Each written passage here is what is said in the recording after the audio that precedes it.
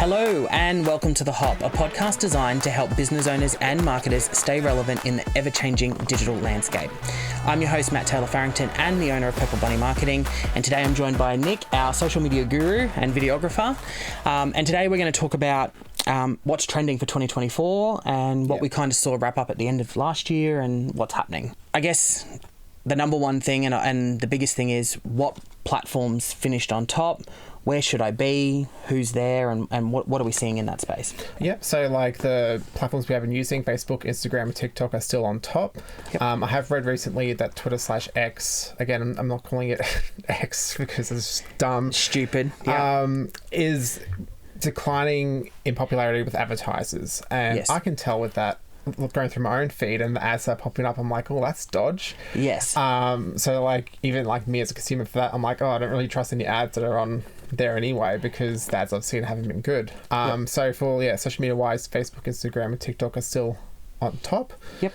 I can't think of anything else really. With that. Yeah, no worries. And I guess what I've been reading too is that TikTok has increased in popularity in that younger demo. Yes, because that younger demographic aren't really on Facebook anymore. Correct. Because it's seen as an old person thing, which it is an old platform. It's like, it'll be 20 years old. Is it this year or next year? It'll be 20. So it was 2004. I should have looked that up. But it's almost 20 years old. Yeah. So like, the younger generation are going towards newer stuff. Yeah, and I think they're getting consumed by that video content. And TikTok kind of appealed to them where they can be on a platform that mum and dad might not be on, and stuff like that. So I think it's definitely there, but it is the number one performing platform for an audience that's sub 25. So obviously your plus 25s audiences are different, but understanding where your audience sits is important. Yeah, and then I'm in that weird spot where I'm like... In between? Yeah, because like I am technically Gen Z. Yeah. Because 1997 is the first year of it, but then people call it like that weird time because like I grew up with dial-up internet, but then my first phone was a smartphone. Yes. It's that, You are that crossover. I just like anything, I guess. I don't know. All right. I guess another one, and we've been talking about it on the podcasts, and I think it's going to continue in dialogue throughout the year. I think everyone's going to hear everyone talking about it, but AI and how it can help me with social media content. How can I use AI to help me effectively? I'll talk about how I use it effectively for myself. So I'm not the best at writing in general. Look, I passed English at the end of English in grade 12. But you were texting it. I passed. Look, I'm okay at English, but creative writing is not my strong suit. That's not where my creative outlet sits. Yeah, exactly. So I use it to help me write post copies and stuff like that, but I don't rely on it to write post copies. So I might give it a prompt going, hey, can you write a post copy for X about XXX? And then it spits out something. Yes. And it's usually okay. And then I can edit it and go, no, it shouldn't say that. I add this to this. And you can adjust it. Yeah. And then it'll look more original. Because I just use it to help me prompt myself. Yes. In a way. Yeah, agree. And then with photo editing, I do use it for that, like whether it's just like an auto filter that it thinks is the best for like skin tones and stuff like that. Or I use Photoshop AI the most for removing things that might not should be in a picture. For example, a client could send me a photo and there could be something in the background that shouldn't be there. I use the Photoshop AI tool just to remove it and you won't even tell that it's happened. That's happened. Yeah, and I think that's the important part is that it's not seen as something to replace us, but something to support us in what we do and enhance what we do. Because otherwise, like, you can't, in my opinion, you can't, at this current time, you can't just go spit something out with AI because sometimes it just sounds too roboty or AI-y. Yes. Yeah. Or it just doesn't sound authentic because it doesn't sound like you. Because the robot doesn't know the brand. Correct. That well. Or the context. Yeah. Or I can tell them the client is a gym. But they don't know the values of the gym. They don't know, like... Yes. So. 100%. Agreed. And I think another way that you can potentially utilise AI is if you are stuck for ideas about what to post, it is a great way to kind of give it some prompts with some ideas of what things you could post. And Yes. it's just a thought provoker, I guess. Not so much, hey, write me a plan for 30 days. It will give you just some ideas. You know, you could ask it for a couple of ideas around your industry or your topic or your product to post, and it can kind of give you some thoughts around what types of things it'll you give could you be doing. something very generic, and then you just have to put your own spin on it.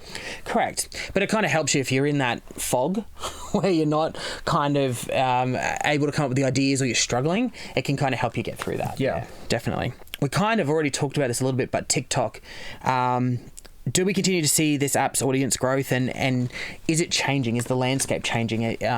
Are we seeing more people gravitate to that platform?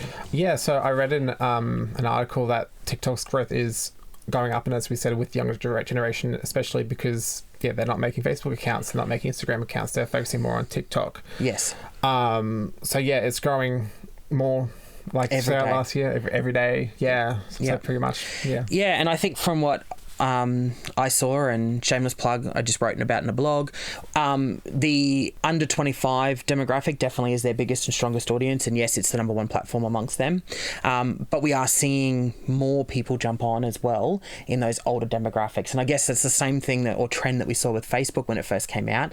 The younger demo was on it, and then as a lot of people say now, the oldies have taken over Facebook. Yeah. And I think eventually we will see more and more of the older generation jumping onto TikTok. I love seeing some of the oldies jumping around doing the crazy TikTok trends and dances. I think they're hilarious. And I think you'll see more of that as time progresses. But definitely its core audience is that under 25. Yeah. Okay. Interesting. Threads. Where did it go? Is it still here? Are people still using it? It's not on my phone anymore, so I'll just tell you that. Okay. Look, they're still developing it. It's still like getting new features and stuff. I read recently that I actually didn't know this, but like it wasn't in the EU until December last year. Okay. So it's in Europe now. Yep. So maybe that will help it a bit with people being active on it potentially, but it's still being developed. I would like to probably revisit it maybe mid next year. Yes. And see like, okay, so what's happening on here now? Yeah. I noticed, and the reason why I put that question is more so for my own thought, but I noticed on Instagram, the threads are coming into it now, so they've made some improvements with its integration, obviously being more of an Instagram-based product that it's come from. I'm seeing some more stuff in there. The ability, when you go to like share, you can share to threads now directly. So they are improving its functionality. It seems like a lot of stuff that they're adding on probably should have been there day one instead of trying to... I'm not sure if it was rushed. I wasn't there for the production of it, of course, but like... It should have probably waited a bit longer instead of trying to jump on the bandwagon of like, let's just leave X/Twitter. Yeah. And I think it not being able to cross-promote at the start as well as it can now, again, shameless plug, we just did a talk about cross-promoting and how great it is, but, you know, not being able to cross-promote in this day and age is kind of silly. Everyone, you know, we're content hungry. We can't produce thousands of pieces of content, so we do cross-promote, and limiting you from doing that was probably an oversight, I feel. I find it interesting that there's still no Threads stuff in Meta for Business, for example. Yes. So it's just like, well, where's that going? Yeah. If I can't schedule stuff through Meta for Business along with Facebook and Instagram, which are all the same company owns all of them. Yes. And like, why? Yeah. It's an interest. I'm still looking at it. I'm like, let's see if it does pick up again. Yep. But at this point, we don't know. Yeah. All right. Awesome. Influencer marketing. A big one, and something we get asked quite a lot by clients too about, should I be engaging with influencers and what should I be doing? And I guess, should I engage with influencers? Should I be utilizing them in my social media? Yes, because if you want to show off your product, which I don't know what your product could be, but if you want someone like using it in a video or something, or like even in a picture on Instagram or something like that, it's fantastic. And the good thing about influencers or micro influencers or anyone whose job is the internet, pretty much. Yes. People trust them a bit more than your everyday celebrity. Correct. Like if they're promoting, like the thing that comes to mind is HelloFresh. They go, oh, this person's using HelloFresh. I'll come and try it too, and they get a code as well. Yeah. And they might stick to that as well. So yeah, it's just like, oh, cool, an everyday person's using this and they seem to like it. Yes. I want to get that. So yeah. I think it's worth looking into. I agree. And I think what we're seeing trends, or what I've been reading lately, is that, micro influencers now make up 35% of the audience data that they use, or businesses engage with, sorry. So, they're engaging with them, they're utilizing them. And of those people that used micro influencers, 65% of small businesses said they saw an improvement in their sales directly related to the micro influencers advertising. So I think the day of the Kim Kardashians of the world and celebrities charging ridiculous money to promote products and services via platforms,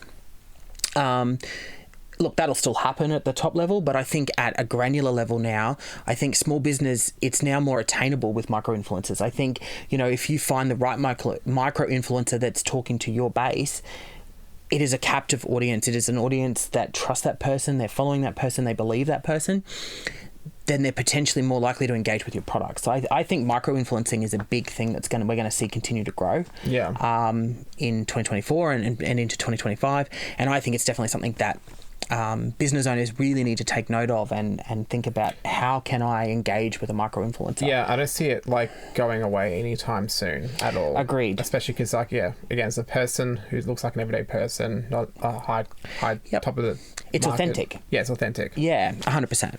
All right, perfect. Okay, and the last thing I think we talk about for 2024 is attention spans. Obviously, we know that everyone has short attention spans, and you've got to do something to grab and get their attention. Are we seeing any changes in that space? I know for years it's been, you've got 2 to 3 seconds to get their attention. Do we have a little bit longer yet? Are we getting smarter than fish? What's going on? So it seems to be the ideal, probably ad on social media seems to be around the 15-second mark-ish, or at least under a minute. Yes. Once it gets over a minute, people either lose attention or stuff like that. It's just people tune out if it's an ad for over a minute. Yes. Under a minute, and apparently 15 seconds is the ideal time length for it. For someone to watch the whole thing if it's that long. Yep. But you can have it a bit longer, as long as you make it interesting, I guess. Yes. It's not just blasting an ad in your face type thing for a minute straight. Yeah, I agree. I kind of think if you can keep your initial hook in that first 15 seconds and get someone's attention and make them kind of buy into what you're talking about in your story. I think content that goes up to 30 and maybe even 40 seconds is okay. Anything after that, you're starting to lose them, unless you have an interesting story where you're keeping them grabbed over, say, a 4 or 5 part story. And that is something that I saw in the data that's suggesting that people are more actually prepared. If you've grabbed them or got them intrigued about what you're talking about, they're actually happy to follow that and go and watch part 2, 3, and 4. I know I do that personally. If I get really delve into something, I want to know what happened, especially if I've committed to watching 40 seconds or 50 seconds of video. I want to know what the next bit is, sort of thing. So I think we just have to get clever at the way we continue to tell the story and execute it as business owners and marketers. I think, don't be scared if you do have a longer story to kind of break it down and how can I get their attention and break this into a 4-part series or something like that. All right, well, I think that's about a wrap.